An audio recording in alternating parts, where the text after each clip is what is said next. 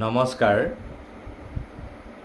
YouTube channel যোগেদি প্ৰচাৰ হ'বলগীয়া হেমভাইদেৱৰ জীৱন কৃতি আৰু দৰ্শন শীৰ্ষক ধাৰাবাহিক অনুষ্ঠানটিলৈ জয় জয়তে মোৰ আন্তৰিক শুভেচ্ছা জ্ঞাপন কৰিছোঁ।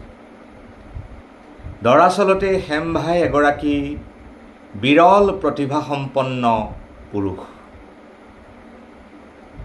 গুৱাহাটীৰ বশিষ্ঠত শান্তি সাধনা আশ্ৰম স্থাপন কৰি মহাপুৰুষ শ্ৰীমন্ত শংকৰদেৱ আৰু মহাপুৰুষ শ্ৰী শ্ৰী মাধৱদেৱৰ বাণী আৰু আদৰ্শক জনজীৱনত প্ৰতিষ্ঠাৰ বাবে অহোপুৰুষাৰ্থ কৰি থকা এগৰাকী ব্যক্তি হেমভাই।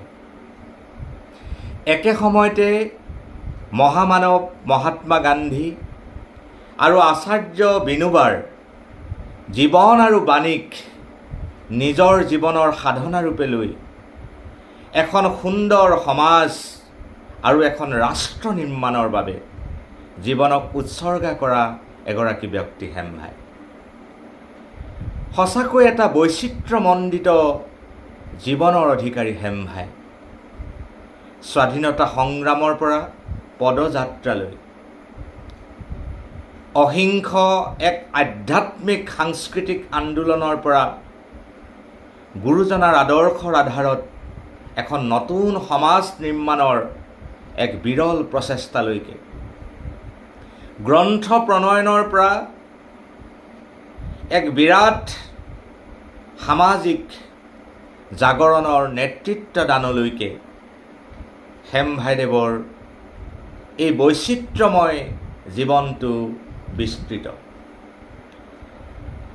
বিশেষকৈ ভাৰতীয় ধৰ্ম দৰ্শন আৰু অধ্যাত্মৰ যিখন বিশাল ক্ষেত্ৰ, এই ক্ষেত্ৰখনত হেমভাইদেৱৰ বিচৰণ অতি উল্লেখযোগ্য।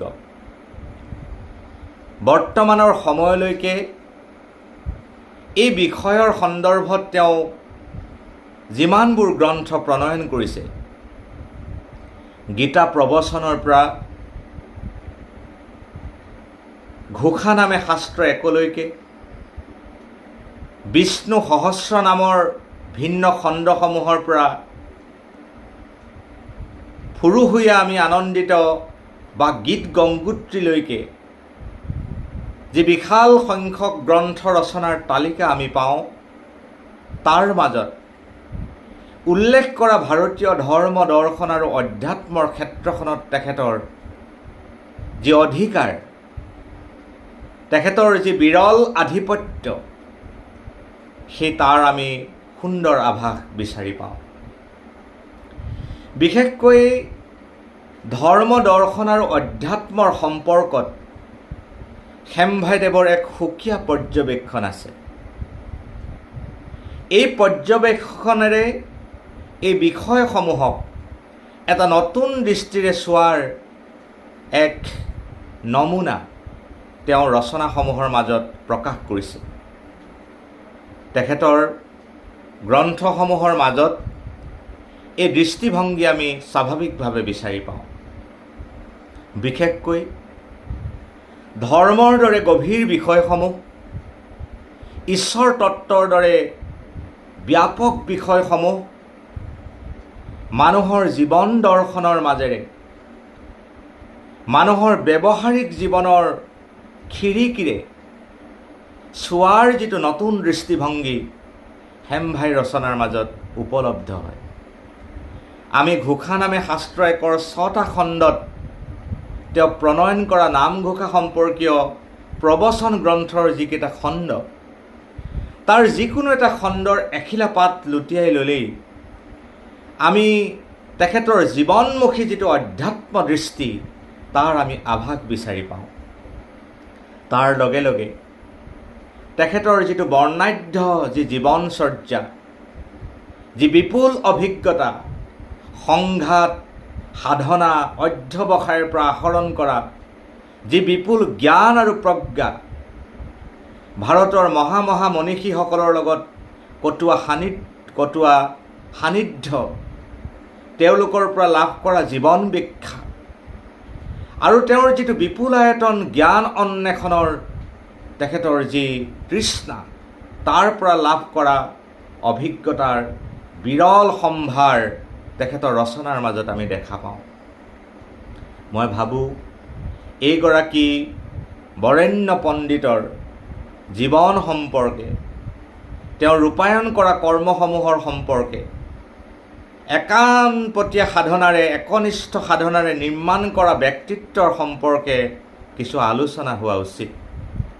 নতুন পুৰুষে তেওঁৰ জীৱনৰ পৰা, তেওঁৰ সৃষ্টিৰ পৰা, তেওঁৰ দৰ্শনৰ পৰা কিছু প্ৰেৰণা, জীৱন নিৰ্মাণৰ কাৰণে কিছু বাট আৰু আৰ্হি বিচাৰি পাব। ধাৰাবাহিক অনুষ্ঠানটিয়ে তেখেতৰ বৰ্ণাঢ্য জীৱন আৰু সৃষ্টিৰ, কৰ্মৰ আৰু আদৰ্শৰ সোণালী পৃষ্ঠাসমূহ সুন্দৰকৈ উন্মোচন কৰিব বুলি মই আশাবাদী। মই বিশ্বাস কৰোঁ যি ধাৰাবাহিক অনুষ্ঠান কথোপকথনৰ মাজেদি প্ৰকাশৰ যি আঁচনি লোৱা হৈছে, ইয়াৰ মাজেদি আমি হেমভাই জীৱনৰ বৰ্ণময় পৃষ্ঠাসমূহ এবাৰ পঢ়ি চোৱাৰ সুযোগ পাম আৰু এইগৰাকী বৰেণ্য পুৰুষক আমি ওচৰৰ পৰা ভালকৈ এবাৰ লগ পোৱাৰ, নিৰীক্ষণ কৰাৰ, বুজি পোৱাৰ এটা সুযোগ আমি লাভ কৰিবলৈ সক্ষম হ'ম। ধন্যবাদ। আজি আমি অসমৰ আৰু তথা ভাৰতৰ প্ৰবুদ্ধ জনগণক সেৱা জনাইছোঁ। ইয়াৰ আগতে আমাৰ মিত্ৰ শুভাকাংক্ষী শ্ৰীযুত মৃণাল বৰুৱা ডাঙৰীয়াই যিখিনি কথা ক'লে, তাৰ কাৰণে তেখেতক ধন্যবাদ দিছোঁ। যিহেতু আমি সৰুকালৰ পৰা এতিয়ালৈকে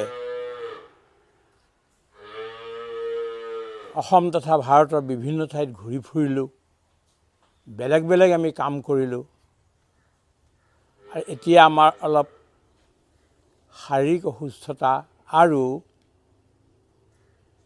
বয়সৰো এটা কথা আছে। এই দুইটাই একেলগে মিলি আমি এঠাইত থকাৰ কাৰণে বাধ্য হৈছোঁ।